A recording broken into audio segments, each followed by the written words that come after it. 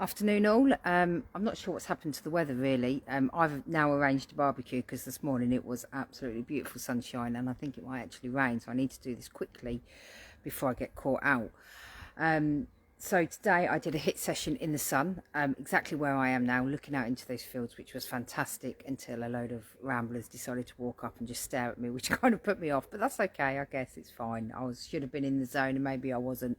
But I love a bit of a hit session. It really helps me start my day. And then I've had an amazing coaching session with Ash Borland. He is just fantastic at what he does. He has so much passion and enthusiasm. It kind of rubs off on you, and you can't help yourself get all caught up in that, and you have all these ideas of where you're going to go and what you're going to do. And honestly, if anyone is looking for any sort of ideas around content or podcasting or anything like that, he really is your man. So yeah, definitely check him out on Facebook.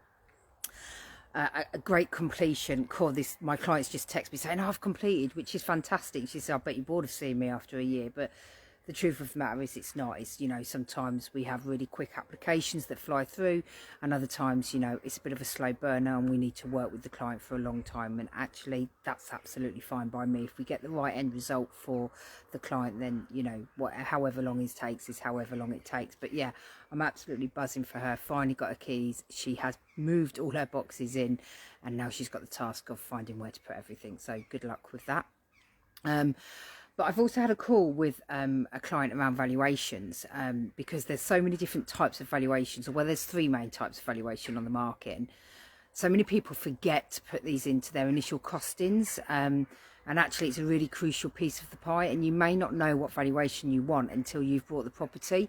So I just kind of wanted to go through three things, or the three types of valuations I should say, that are out there, and sort of how they work. So let's say there's three types. You've got your standard valuation, you've got a home buyer's report, and then you've got a structural report. Now, your standard valuation, if you're taking a mortgage, will always be done by your lender, okay? Sometimes they'll charge you for it, and sometimes they will do it for free, but it's always going to happen. They may or may not visit the property, and some of that will depend on how much you're borrowing against the property, so your loan to value. Some of that will depend on the property type. So if you've got a non-standard construction, guarantee they're always going to visit your home and check it out. But sometimes it will just vary on the area and things. So they may do a physical valuation for a standard valuation, or it may be what we call a drive-by or a desktop, okay? But it's always going to happen for anyone that's taken a mortgage.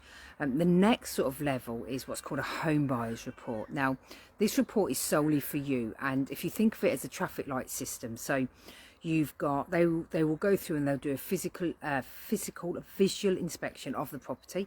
So if something comes up that's red, then it needs attention straight away. If it's amber, it's probably going to need attention in the future, and if it's green, you're all good to go.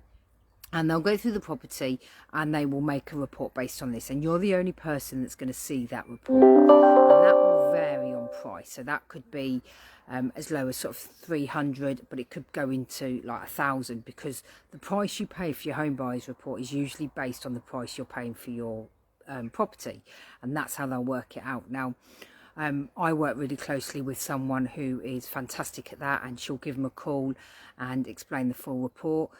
Others will just literally hand over the report and say, if you've got any questions, let me know. But it's something that you should consider on all properties, and you can have a conversation with your mortgage broker, who can't tell you what to do, but they can kind of guide you into what report is right for you. And then the last one is a full building survey.